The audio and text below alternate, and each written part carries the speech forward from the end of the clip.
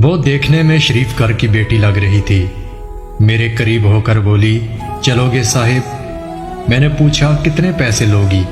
کہنے لگی، آپ کتنے پیسے دیں گے؟ میں نے اس کی گہری نیلی آنکھوں میں جھانک کر دیکھا اور کہا، آؤ گاڑی میں بیٹھو۔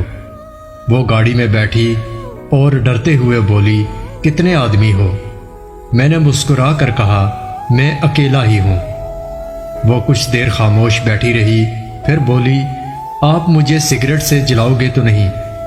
میں نے مسکرا کر کہا، بالکل بھی نہیں۔ وہ کہنے لگی، آپ بے شک پیسے کم دے دینا، مگر میرے ساتھ کچھ برا نہ کرنا۔ وہ بہت خوبصورت تھی اور اس کی معصومیت اس کی باتوں سے ٹپک رہی تھی، مگر پتہ نہیں کیا مجبوری تھی کہ وہ جسم بیچنے پر مجبور تھی۔ میں نے پوچھا، کھانا کھایا ہے؟ کہنے لگی، نہیں۔ میں نے ایک ہوٹل کے سامنے گاڑی روکی، کھانا پیک کروایا اور گاڑی میں بیٹھ کر آفس کی طرف چل دیا۔ رات کے 11 بج رہے تھے، سب اپنا کام کر رہے تھے، مگر وہ مسلسل میری طرف دیکھ رہی تھی۔ میں نے کھانا پلیٹ میں ڈالا، اسے کہا، ہاتھ دھو لو۔ وہ کہنے لگی، مجھے نہیں کھانا۔ میں نے پیار سے کہا، ڈرو نہیں، تمہیں کچھ نہیں ہوگا۔ وہ ہاتھ دھو کر آئی، میرے سامنے کرسی پر بیٹھ کر کھانا کھانے لگی۔ جب کھانا کھا لیا تو جو کھانا بچ گیا، کہنے لگی، میں یہ گھر لے جا سکتی ہوں؟ میں نے مسکرا کر کہا، بالکل بھی نہیں۔ وہ چپ ہو گئی۔ وہ اپنا برقع اتارنے لگی تو میں نے کہا، رک جاؤ اور میرے پاس آ کر بیٹھو۔ وہ حیران تھی، پھر بولی، آپ جلدی سے اپنا کام کریں اور مجھے واپس چھوڑ کر آئیں۔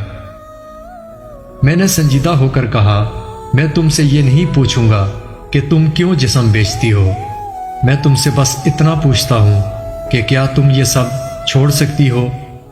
وہ میرے چہرے کی طرف دیکھنے لگی اور بولی، آپ مجھے پاگل لگ رہے ہیں۔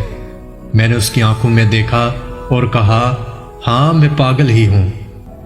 وہ کہنے لگی، اگر کچھ کرنا نہیں تو مجھے واپس چھوڑ کر آؤ۔ میں نے اس کے سر پر ہاتھ رکھا، پھر 20,000 نکال کر اس کے ہاتھ پر رکھے۔ وہ کہنے لگی، آپ کیوں دے رہے ہیں؟ میں نہیں لیتی پیسے۔ میں نے اس کے چہرے پر ایک تھکن محسوس کی تھی۔ وہ آنسو رو کے بیٹھی تھی، بار بار یہی کہہ رہی تھی، مجھے واپس چھوڑ کر آؤ۔ میں نے اسے یقین دلایا کہ ڈرنے کی کوئی بات نہیں۔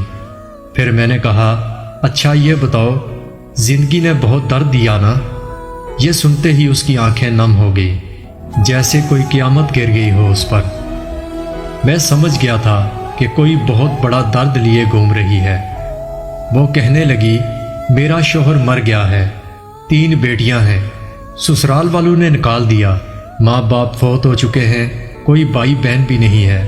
ماموں کے گھر گئی، ماموں کے بیٹے نے غلط نظروں سے دیکھنا شروع کر دیا۔ مامی کو بتایا تو انہوں نے دھکے دے کر گھر سے نکال دیا۔ دور کے ایک رشتہ دار نے ایک بوڑھے آدمی سے میری شادی کر دی، اس کے بھی بچے تھے۔ اس کے بچوں نے مجھے بہت ذلیل کیا، پھر وہ شوہر بھی فوت ہو گیا۔ میں بیٹیوں کو لیے در بدر بھٹکنے لگی، نہ چھت تھی نہ روٹی تھی، بھوک کی وجہ سے سڑک پر کھڑی تھی۔ ایک صاحب آئے، کہنے لگے، 1 گھنٹے کا 5,000 دوں گا۔ نہ چاہتے ہوئے بھی ماں کی ممتا حالات کی ستائی ہوئی کیا کرتی، آخر چل دی۔ اب ہر روز جسم بیچتی ہوں، کرائے کا گھر لیا ہے، بیٹیوں کو اکیلا چھوڑ کر آتی ہوں۔ کیا کروں، بہت سوچا خودکشی کر لوں، لیکن بیٹیوں کو دیکھ کر ہمت نہیں ہوتی۔ وہ روئے جا رہی تھی، میں زمانے کی بے حسی محسوس کر رہا تھا۔ میں نے اس کے سر پر ہاتھ رکھا اور کہا، آج سے میں تمہارا بھائی ہوں، آج سے تم اپنی بیٹیوں کے ساتھ میرے آفس کے اوپر والے روم میں رہو گی۔ وہ یقین نہیں کر پا رہی تھی۔ میں نے اسے گاڑی میں بٹھایا اور اس کے گھر چلا گیا۔ بیٹیاں سوئی ہوئی تھی، بہت پیاری تھی۔ وہ مسلسل روئے جا رہی تھی اور کہتی، آپ انسان نہیں فرشتہ ہیں۔ وہ دعائیں دینے لگی۔ میں انہیں آفس لے آیا۔ میں نے کہا، اب تم سو جاؤ۔